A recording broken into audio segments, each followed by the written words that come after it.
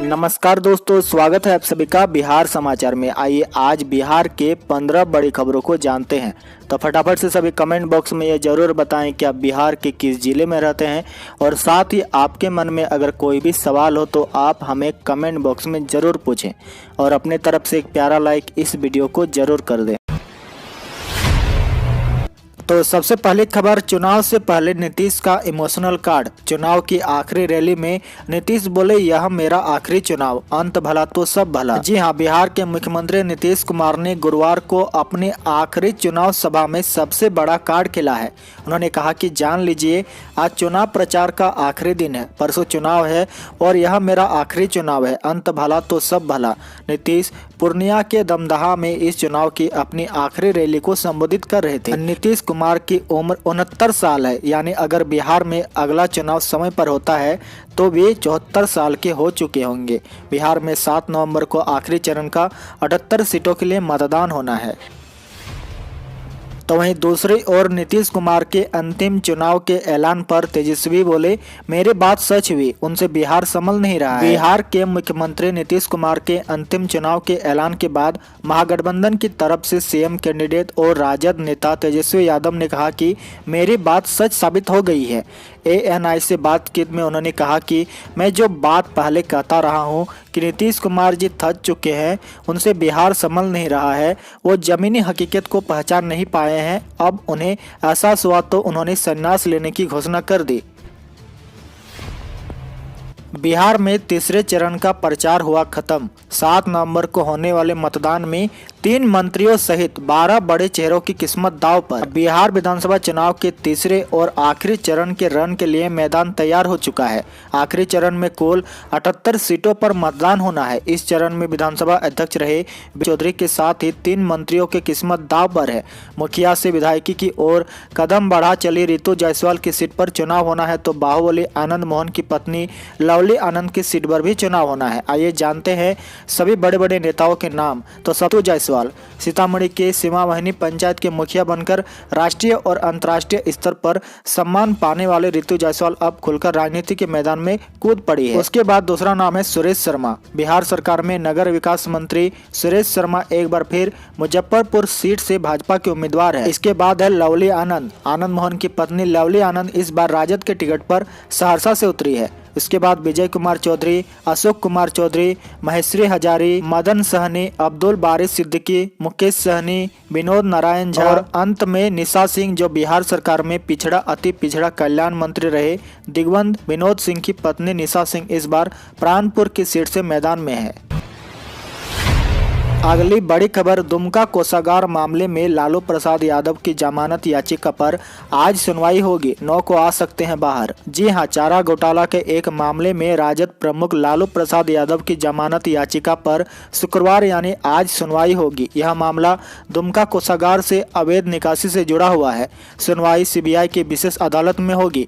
चारा घोटाला में सजा काट रहे राष्ट्रीय जनता दल के सुप्रीमो और बिहार के पूर्व मुख्यमंत्री लालू प्रसाद यादव को चाईबासा कोषागार मामले में पिछले 9 अक्टूबर को जमानत मिली थी। लालू ने चाईबासा ट्रेजरी केस में अपनी आधी सजा पूरी कर ली है, लेकिन अभी दुमका ट्रेजरी मामले की सुनवाई बाकी है। दुमका कोषागार मामले में लालू प्रसाद की आधी सजा 9 नवंबर को पूरी होने वाली है। इस तरह देखें तो इस मामले में लालू को जमानत मिलने की पूरी संभावना है। तो चलिए अब बात करते हैं राज्य में कोरोना अपडेट को लेकर। तो बिहार में कोरोना संक्रमण की रफ्तार अब धीमी हो गई है। बिहार में पिछले 24 घंटों में कोरोना के 741 लोग पॉजिटिव पाए गए हैं। इसके साथ ही राज्य में कोरोना संक्रमित की संख्या बढ़कर 2,20,246 तक पहुंच गई है। बिहार में फिलहाल 7,301 कोरोना के एक्टिव मरीज है। तो वहीं दूसरी तरफ राजधानी पटना में कोरोना का कहर थमने का नाम नहीं ले रहा। राजधानी पटना में एक बार फिर से सबसे ज्यादा 190 नए मामले सामने आए हैं। आपको बता दें कि राज्य में पिछले 24 घंटों में कोरोना से 5 लोगों की जान चली गई है। इसके साथ ही राज्य में कोरोना से मरने वालों का आंकड़ा 1113 तक पहुंच गया है। बिहार के लोगों के लिए खुशी की बात यह है कि महज 24 घंटों के भीतर 976 कोरोना मरीज स्वस्थ हुए हैं। अब तेजस्वी पर उपेंद्र कुशवाहा का हमला, कहा 6 करोड़ बेरोजगार के सामने 10 लाख सरकारी नौकरी देने का वादा जुमला भर। रालोसपा प्रमुख उपेंद्र कुशवाहा ने गुरुवार को एक तीर से दो निशाने साधे हैं। तीसरे चरण के प्रचार के अंतिम दिन उन्होंने प्रेस कॉन्फ्रेंस में एनडीए और महागठबंधन पर हमला बोला है। उन्होंने कहा कि जिस तरह से एनडीए के नेता जुमलेबाजी करने में माहिर है, उसी तरह तेजस्वी यादव 10 लाख नौकरी देने की बात कर रहे हैं। बिहार विधानसभा चुनाव में इस बार जमकर जुमलेबाजी हुई है। तेजस्वी पर तंज कसते हुए उन्होंने कहा कि 10 लाख नौकरी देने का वादा भी एक चुनावी जुमला है। बिहार में 6 करोड़ लोग बेरोजगार है। ऐसे में राजद युवाओं की भावनाओं के साथ खिलवाड़ कर रही है। इनका दावा है कि बिहार में 42% बेरोजगारी है। राज्य में 5 से 6 करोड़ लोग बेरोजगार है। इसमें से 10 लाख नौकरी की बात करनी बेईमानी है। इनमें बेरोजगार युवाओं की संख्या 2 से 2.5 करोड़ है। तो वहीं दूसरी तरफ चिराग पासवान ने भी नीतीश कुमार पर निशाना साधा है। उन्होंने कहा कि नीतीश जिस तरह आज पीएम के आगे नतमस्तक है, अगले 1 माह बाद तेजस्वी और लालू के आगे नतमस्तक नजर आएंगे। चिराग ने प्रेस कॉन्फ्रेंस में नीतीश कुमार पर बड़ा हमला बोला है। उन्होंने कहा कि जिस पीएम को आप देखना नहीं चाहते थे, आज हाथ जोड़कर नतमस्तक रहते हैं। अब यही नतमस्तक तेजस्वी और लालू के आगे रांची में होंगे। कहा नीतीश कुमार अगले 1 माह बाद हम लोगों के सामने नतमस्तक नजर आएंगे। चिराग ने कहा कि सीएम बार बार टिप्पणी करते हैं कि बिहार के युवा मूर्ख है। पूछा, अगर आपके पास अनुभव है तो आप ही बताएं कि 5 साल डिग्री लेने में क्यों लग जाते हैं। चिराग ने तो यहां तक कह दिया कि बिहार के इतिहास में सबसे भ्रष्ट मुख्यमंत्री सीएम नीतीश ही है। राज्य के लोगों के लिए एक अच्छी खबर है। जी हां, दिवाली छठ में रेल यात्रियों के लिए अच्छी खबर है। 5 नवंबर से 2 दिसंबर तक चलेगी टाटा छपरा एक्सप्रेस। ईसीआर के सीपीआरओ राजेश कुमार के अनुसार इस ट्रेन की शुरुआत 5 नवंबर से हो रही है, जो कि 2 दिसंबर तक चलेगी।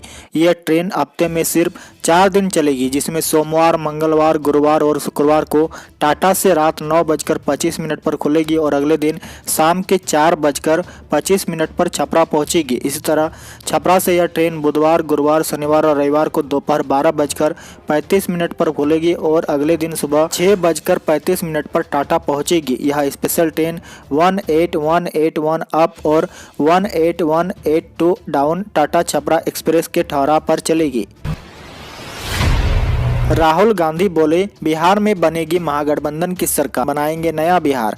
कांग्रेस के पूर्व अध्यक्ष राहुल गांधी ने बिहार विधानसभा चुनाव के अंतिम चरण के लिए मतदान प्रचार अभियान थमने के बाद गुरुवार को कहा कि प्रदेश में महागठबंधन की सरकार बनेगी और यह सरकार नए बिहार का निर्माण करेगी। उन्होंने ट्वीट किया कि हो जाओ तैयार, अब महागठबंधन सरकार आप तक पहुंचाएगी रोजगार, किसान का कर्ज माफ, बिजली बिल हाफ, बेटियों की मुफ्त शिक्षा और इंसाफ, सब वर्गों की तरक्की से बाधाएं साफ, उद्योग व्यापार लगाएंगे, नया बिहार बनाएंगे। गौरतलब है कि बिहार विधानसभा चुनाव के तीसरे एवं अंतिम चरण के लिए प्रचार अभियान गुरुवार शाम थम गया। अंतिम चरण का मतदान 7 नवंबर को होगा।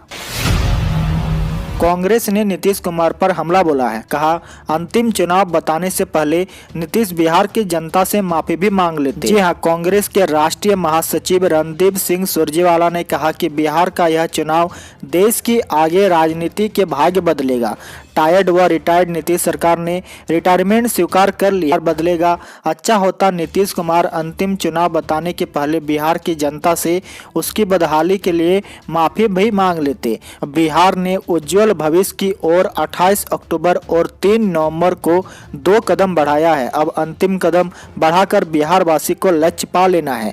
सुरजेवाला गुरुवार को पटना में आयोजित प्रेस कॉन्फ्रेंस में कहा कि मुद्दों से भटकाने का भाजपा जदयू का हर प्रयास विफल हुआ। नफरत और धर्म की राजनीति को तोड़कर विकास, रोटी रोजगार सरकार चुनने का मुख्य मुद्दा बन गया है। अगली बड़ी खबर, पीएम मोदी के आश्वासन के बाद भी छठ को लेकर असमंजस। डीएम ने कहा, उच्च स्तरीय चर्चा के बाद ही होगा फैसला। पीएम मोदी के आश्वासन के बाद भी छठ को लेकर असमंजस की स्थिति बनी हुई है। गंगा घाट पर छठ पूजा की तैयारी नहीं हो रही है।